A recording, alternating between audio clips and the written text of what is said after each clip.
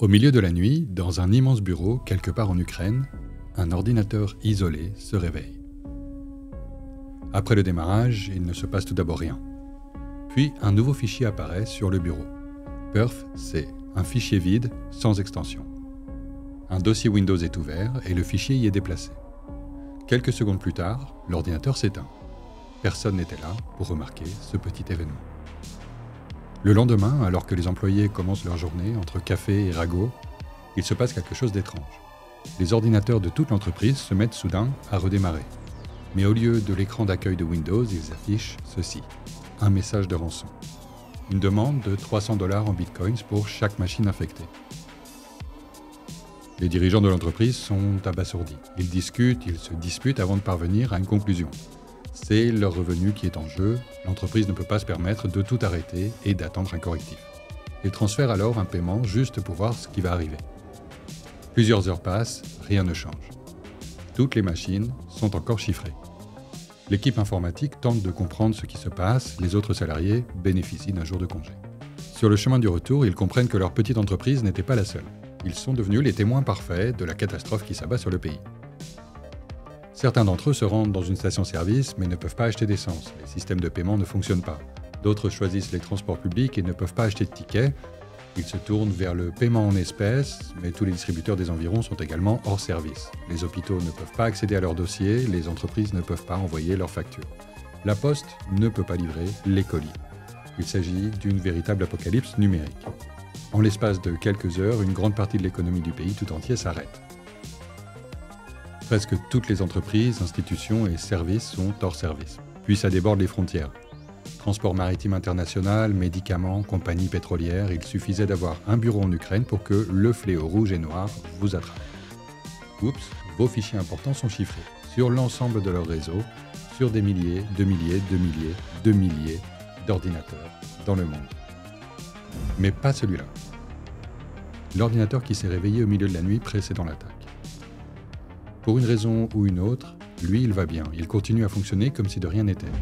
Pendant des années, personne n'a soupçonné comment cet ordinateur et plusieurs autres à travers le monde ont été impliqués dans la cyberattaque la plus récente et la plus dévastatrice qui n'ait jamais eu lieu.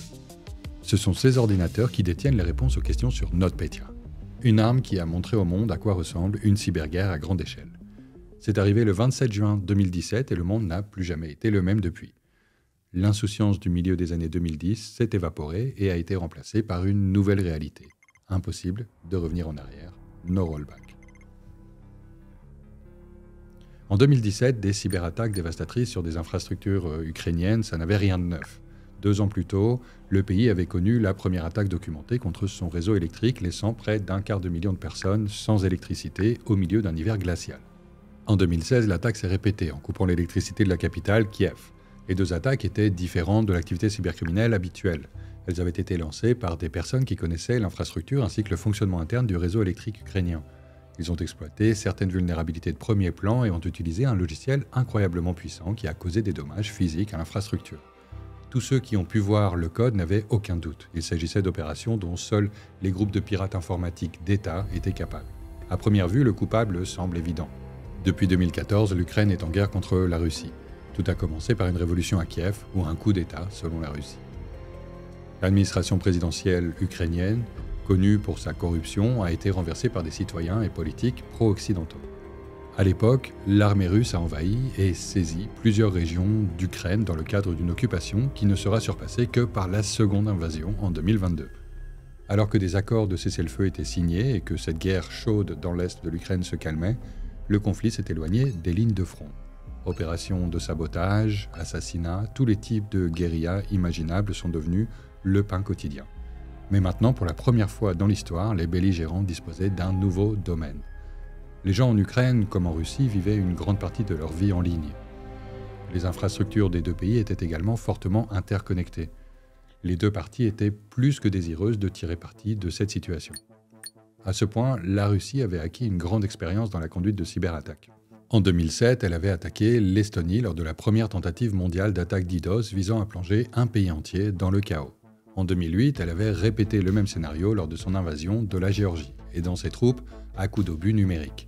Les attaques cybernétiques sont devenues un élément tacite mais important de la doctrine militaire de la Russie. Chaque agence de renseignement du pays a vu un nouvel outil à sa disposition, mais aucune d'entre elles n'a été aussi enthousiaste que la direction principale de l'état-major général des forces armées de la Fédération de Russie, une agence connue sous le nom de GRU. Après la dissolution de l'Union soviétique, le GRU était une organisation relativement peu connue, mais immensément puissante. Ses racines remontent à près d'un siècle, et elle avait la réputation d'être absolument impitoyable. Mais au début des années 2010, il n'en restait presque plus rien. La direction manquait de fonds et de personnel. Beaucoup y ont vu un échec, une agence complètement éclipsée par le FSB, mieux connu, fraîchement rebaptisé et relifté. Mais quelque chose d'étrange s'est passé après le déclenchement de la première guerre dans l'est de l'Ukraine. Le GRU y a soudainement trouvé un moyen de se réinventer. L'accent a notamment été mis sur les cyberattaques. L'Ukraine, puis le reste de l'Europe de l'Est, puis le monde entier. Cette croissance a été stimulée par l'arrivée de nouveaux employés. Le GRU a commencé à attirer les pirates informatiques les plus talentueux de Russie, des diplômés universitaires distingués aux cybercriminels notoires. Ces cyber-cowboys ont apporté leur propre approche aux activités de l'agence. Ils n'avaient pas peur de prendre des initiatives, d'improviser et même d'insuffler une touche personnelle à leur travail. Au sein du GRU, il y avait même un groupe qui laissait toujours des références à Dune, l'œuvre de science-fiction phare de Frank Herbert, dans chaque morceau des malwares qu'il créait. Ces références ont été trouvées après les attaques sur le réseau électrique ukrainien en 2015 et 2016. Capitalisant sur leur découverte, les chercheurs n'ont pas tardé à donner un nom approprié à ce groupe de pirates, Sandworm. Alors que les premiers rapports sur les activités de Sandworm étaient publiés, avec une liste de références au livre, ces références à Dune cessèrent immédiatement. Mais pas les attaques. Leur attribution est devenue plus difficile. Mais à ce stade, Sandworm avait effectué suffisamment d'attaques pour devenir reconnaissable. Les outils utilisés, les heures de travail, la calligraphie à peine perceptible de leur code, mais surtout leur cible. Peu de pirates informatiques dans le monde étaient aussi concentrés sur l'attaque de logiciels spécialisés tels que les systèmes de contrôle industriels, et ils sont encore moins nombreux à être aussi compétents dans ce domaine, et personne d'autre n'est aussi persévérant quand il s'agit d'aligner ses objectifs sur les objectifs politiques de la Fédération de Russie. L'attaque qui a consacré Sandworm a commencé le 27 juin 2017. D'une part, le choix de cette date semblait évident. C'était la veille d'une fête nationale en Ukraine. Une attaque ce jour-là constituerait donc un message symbolique et serait plus difficile à atténuer en raison du manque de personnel. D'autre part, certains chercheurs suggèrent qu'il pourrait y avoir eu un autre motif pour avoir lancé NotPetya ce jour-là. Un motif caché derrière le dossier PerfC. La nature d'Internet fait qu'il est extrêmement difficile d'attaquer un pays. Les pays sont interconnectés, de nombreuses institutions et entreprises n'hébergent même pas leur propre site web et s'appuient sur l'infrastructure du cloud pour conserver leurs données dans des fermes de serveurs ailleurs dans le monde. Cependant, Sandworm a trouvé un moyen astucieux de contourner ce problème. Il a infiltré Midoc, un logiciel fiscal ukrainien lié à l'ensemble de l'économie ukrainienne. Chaque entreprise qui paie des impôts en Ukraine doit utiliser Midoc sur au moins un de ses ordinateurs. Il y avait donc au moins un ordinateur qui pouvait mener à chaque entreprise dans toute l'Ukraine. Midoc a été infiltré plusieurs années avant 2017, par le biais d'un simple message d'hameçonnage accompagné d'un logiciel malveillant. Après avoir piégé un employé de l'entreprise pour qu'il clique dessus, les pirates se sont faufilés et ont créé une solide porte dérobée à l'intérieur des systèmes de Midoc. Ce faisant, ils ont garanti l'accès à toutes les mises à jour de Midoc. Et chaque ordinateur sur lequel son logiciel a été installé également. Le 27 juin, il était temps de procéder à une nouvelle mise à jour. Alors que dans toute l'Ukraine, les gens arrivaient dans leur bureau et bavardaient de leurs projets de vacances, la mise à jour, elle, était téléchargée en arrière-plan et quelque chose était caché à l'intérieur. Il s'agissait d'un petit malware avec un énorme potentiel virulent, NotPetya. C'était un ver informatique. Et comme tous les vers, son but était de se reproduire. Il a essayé de le faire en se connectant à tous les ordinateurs connectés au point d'infection initial par le biais du réseau local ou LAN. Cependant, la plupart des systèmes sont conçus pour empêcher ce type de saut. Et pour le contourner, le logiciel malveillant a utilisé un outil connu sous le nom de Mimikatz. Il s'agissait d'un exploit de démonstration créé plusieurs années auparavant par Benjamin Delpy, un célèbre ingénieur qui voulait montrer que Windows avait un énorme problème.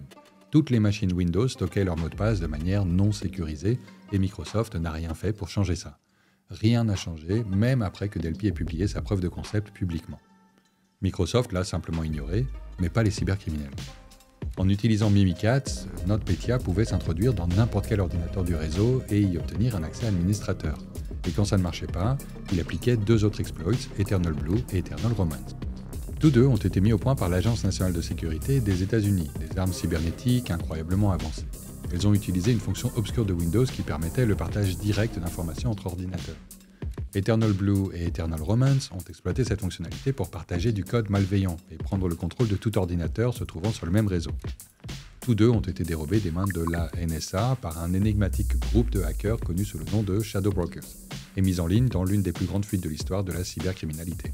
Ils ont été immédiatement intégrés dans certains des programmes malveillants les plus destructeurs jamais développés. NotPetya est l'un d'entre eux. Eternal Blue et Eternal Romance ont permis aux logiciels malveillants d'aller plus loin qu'avec le seul Mimikatz. Grâce à cette combinaison, un seul appareil avec Midoc a suffi à propager NotPetya à l'ensemble d'un réseau. Une fois à l'intérieur, le ver devait attendre 1 heure et essayer de trouver d'autres moyens de se propager. Et dans le même temps, il exécutait une autre tâche, le chiffrement. Chaque fichier de l'ordinateur allait être soumis à un algorithme simple, le transformant en charabia illisible et inutilisable, perdant toutes les données qu'il contenait. 1 heure pour faire ça, largement suffisant, même pour les disques durs les plus remplis. Une fois le chiffrement terminé, l'ordinateur redémarre. Le ver affiche alors un message indiquant qu'un système de fichiers corrompu est en cours de réparation. En réalité, c'est tout le contraire qui se produit. Le ver utilise ce temps pour chiffrer le Master Boot Record, le morceau de code fondamental qui démarre l'ordinateur et fait fonctionner son système d'exploitation. Sans ça, Windows ne peut pas se lancer. Et après le redémarrage, le ver affiche un message, un ensemble d'instructions qui permet de transférer une petite somme d'argent vers un wallet Bitcoin. C'est une nouvelle couche d'obfuscation. Il n'y avait pas de mécanisme permettant de déchiffrer le charabia qui avait remplacé toutes les données de l'ordinateur, quel que soit le montant payé. C'était en fait un wiper déguisé en ransomware. L'obfuscation a fonctionné. Les premières tentatives de lutte contre l'attaque ont été mises en échec. La méthode coïncidait avec celle de Petya, un ransomware populaire que le professionnel de la cybersécurité savait combattre. Ce n'est qu'un peu plus tard, après d'innombrables tentatives infructueuses pour l'arrêter, que les chercheurs ont compris qu'il ne s'agissait pas de Petya. NotPetya. Le nom est resté, tout comme ce sinistre message rouge sur les écrans d'innombrables appareils. Tous les ordinateurs en Ukraine l'ont affiché le 27 juin. Ceux qui géraient les magasins, les services publics, les finances, les transports, même ceux qui contrôlaient les niveaux de radiation dans les ruines de la centrale nucléaire de Tchernobyl. La plupart des ordinateurs industriels ont été épargnés parce qu'ils ne fonctionnaient pas sous Windows. La plupart des citoyens ordinaires ont également été épargnés car leurs réseaux locaux n'étaient pas connectés à Midoc. Mais la propagation de l'infection restait massive. Selon certaines estimations, 10% des ordinateurs ukrainiens ont été touchés, une machine sur 10 dans l'ensemble du pays et toute l'économie qui en dépendait. Mais l'Ukraine n'était pas la seule victime. Internet ne s'arrête pas aux frontières. Un très grand nombre d'entreprises internationales opéraient dans le pays et beaucoup d'entre elles y payaient des impôts. Et elles utilisaient donc des ordinateurs avec Midoc. TNT Express, filiale de FedEx, le géant agroalimentaire Mondelez International, le fabricant de produits ménagers Reckitt Benckiser, le géant pharmaceutique Merck, COFCO, Saint-Gobain, Nuance Communication et des centaines d'autres grandes entreprises internationales. NotPetya s'est faufilé dans chacune d'entre elles. La plus grande des entreprises infectées était Maersk. C'est une entreprise danoise responsable de près de 13% de l'ensemble des marchandises expédiées dans le monde. Sur les 76 terminaux que Maersk opérait dans les plus grands ports du monde, 17 ont été paralysés. Les navires ne pouvaient pas décharger leurs cargaisons, les camions ne pouvaient pas être chargés. Des chaînes d'approvisionnement dans le monde entier ont été brisées. Cet apocalypse numérique s'est répandu et a pris une ampleur inattendue. Mais au milieu de tout ce chaos, on remarquait une chose étrange. Au cœur des entreprises dévastées par NotPetya, certains ordinateurs avaient miraculeusement survécu à l'attaque. NotPetya les avait épargnés. Il détruisait toutes les autres machines sur un même réseau, à l'exception de celles qui avaient un fichier nommé perfc dans leur dossier Windows. Allez, c'est l'heure de la grande révélation. Mais maintenant que j'ai toute votre attention, puis-je d'abord vous demander de liker et de vous abonner. On n'a pas de sponsor et créer des vidéos comme celle-ci, seulement sur les revenus purs de YouTube, c'est difficile. Donc si vous aimez ce que vous voyez, dites-le à l'algorithme. Merci et retour à perfc. Donc ça, c'était un kill switch, et voici comment il fonctionnait. Le malware lui-même, malgré son nom populaire, est un petit fichier appelé perfc.dat. Appelez-le comme vous voulez en fait, parce qu'après l'infection, NotPetya sera extrait dans ce fichier, et puis il recherchera un fichier qui porte ce nom sur l'ordinateur de la victime, pour vérifier s'il existe déjà, et donc, dans ce cas, il est inutile de chiffrer 2 fois un ordinateur. Cependant, il suffit de créer un fichier vide nommé perfc et de le placer dans le dossier Windows pour aboutir au même résultat. La seule condition, c'est que le fichier soit en lecture seule. NotPetya s'introduit dans un ordinateur, s'extrait et recherche perfc. S'il est présent, alors le ver s'arrête et se retire, mais s'il n'est pas là, le ver commence à détruire tout ce qu'il trouve. Cette curiosité a été découverte par Amit Serper, un chercheur qui travaillait pour une société israélienne de cybersécurité, CyberReason, et a été l'un des premiers à analyser NotPetya. So I started going over the sample, and I said, okay, so in Windows, when you want the process to quit or exit, there's an API call, a function that's called exit process. So I was like, I wonder if exit process is implemented in this and what calls it. So I actually found a call to exit process, and I saw that it was looking for a name of a file in a specific path. And if that file existed, then the malware would quit. I called a few of my coworkers, some in the US, some in Israel, and I was like, hey, do me a favor, take the sample, put it in a virtual machine, call it like, I don't know, sample.exe, and put a file called sample.dat in Windows System 32 or whatever. Tell me what happens. And they tell me, nothing's happening. It's like, we double click the file and it just dies. And I was like, oh, sweet. Now we only have to find the original name of the file. So I posted on Twitter, back then it was Twitter, and basically two really cool things happened pretty much like 5 seconds from each other. One is someone from Ukraine, from a university, responded with the name of the file that he saw on his system. And another person from that WhatsApp group I was on, an Israeli researcher called Ido Naor, wrote on the group, I think that the original file name was perfc. That was also what the Ukrainian person told me. Le kill switch fonctionnait et il y avait maintenant un moyen d'arrêter l'attaque. Mais pour la plupart, il était déjà trop tard. L'Ukraine était paralysée, NotPetya dépassait rapidement les frontières du pays.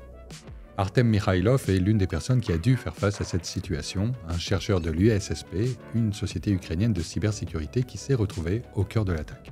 Lots of people, they were just, they didn't know what to do, because this was really the first time we experienced the attack of such scale, and as we know afterwards, this buzzy word, like the unprecedented, the most devastating attack in history. And well, you could imagine when you go along the street, you go to the coffee shop, it doesn't work because they can't process your payment. You go to the groceries, they can't process your payment. You want to log into your whatever site, your carrier site, or you want to pay your bill for energy, and it simply doesn't work. Ce n'est qu'1 jour plus tard que la propagation a été stoppée, en partie grâce à la mise hors tension de tous les appareils du pays, en partie grâce à la découverte du kill switch, mais surtout parce que NotPetya n'avait plus de victimes potentielles, ayant infecté presque tous les réseaux qu'il lui était possible d'infecter. Pour la plupart des victimes, le seul moyen de s'en remettre, c'était d'effacer tous les systèmes et de repartir de zéro. Pour les chercheurs qui voulaient comprendre comment l'attaque s'était produite, le vrai travail ne faisait que commencer. So yeah, it was a traditional investigation. We grabbed all the logs, all the telemetry, everything which remained, because thanks God, NotPetya didn't encrypt entirely everything. It encrypted only 10% of computers in Ukraine, which sounds kind of amazing, but still it's not 100%, right? So we had this opportunity to work around with what we're able to get from those machines. And eventually we built up kind of the sequence of actions, the patient 0, then the second patient, and how it started to spread. And, usual suspects, social engineering, existing vulnerabilities, and the NSA exploits from which nobody had cure at that time. C'est là que l'itinéraire emprunté par NotPetya a été découvert. Eternal Blue, Mimikatz, la mise à jour infectée et les serveurs Midoc. La police ukrainienne a immédiatement effectué une descente chez l'entreprise à l'origine de ce petit logiciel et saisi ses serveurs, permettant aux chercheurs d'accéder au point de départ de l'attaque. So we actually got access to, I don't even think that these hard drives were imaged. I think it was like the actual hard drives. Because what we found out was that the Ukrainian authorities, like they have like the cyber police or something, they came into this company's office, got the servers, yanked out the hard drives, put them in black plastic garbage bags, and took them to the police headquarters. And I'm pretty sure that the hard drives that I got access to were the original ones. I don't think they even imaged them. But again, I don't know. And at one point I was basically taking a bath with my laptop, and I was like reverse engineering stuff in my bathtub. Une brève analyse a suffi pour comprendre le fonctionnement de NotPetya, ainsi que la manière dont il a exploité Midoc, une entreprise innocente qui s'est donc retrouvée au mauvais endroit, au très très mauvais moment. We need to understand that Medoc at that time, it wasn't a small company, but I would say it falls under the category of SMEs, small medium enterprises. And again, it was 2017. The maturity of cybersecurity within such companies, it used to be something which you desire to be better. Very few companies at that time globally of their size and of their, let's say, industry, they had, very detailed, specific monitoring of what is happening within the infrastructure. Because at that time, if you recall, everybody thought, okay, why I am interesting for hackers, right? I'm not a big bank. The monetization of any attack against me would be kind of very low in returns. So why anybody would think of hacking us, right? Because this pattern of thinking about supply chain attacks wasn't so spread at that time. So they simply missed, APT is being missed even today in large corporations. C'est ainsi donc que l'attaque est née. Sur les serveurs de Medoc, les empreintes habituelles de Sandworm ont été retrouvées sans aucune référence au livre de Frank Herbert, mais avec tous les autres tours que les pirates informatiques du GRU aimaient. Leur motivation était facile à comprendre, la Russie et l'Ukraine étaient en guerre. En matière de dégâts matériels, NotPetya n'était pas très différent d'un bombardement sur un centre industriel. So while it's difficult to 100% prove, cybersecurity experts, including ISSP, we quickly linked NotPetya to Sandworm, again a Russian military hacking unit inside the GRU, Russia's military intelligence agency basically. The choice of Medoc as the infection point suggested that attack was targeting Ukraine specifically, despite it had the influence outside the Ukraine. But I guess GRU also didn't expect that it would be so successful. NotPetya wasn't designed for profit, right? It's obvious. It was designed for maximum destruction, for bringing maximum damage. And everything in this attack was so beautifully architectured, like the covert communications through the cookie field in the Medoc. So everything was well thought out. So when I look at all of these evidence and I'm applying, some critical thinking according to my experience and, my past experience as a nation state actor, and then my back then current experience as a malware reverse engineer, this definitely checks out. Mais au moins dans un premier temps, tout n'était pas confirmé. Il y avait une partie de ce mystère qui restait déroutante.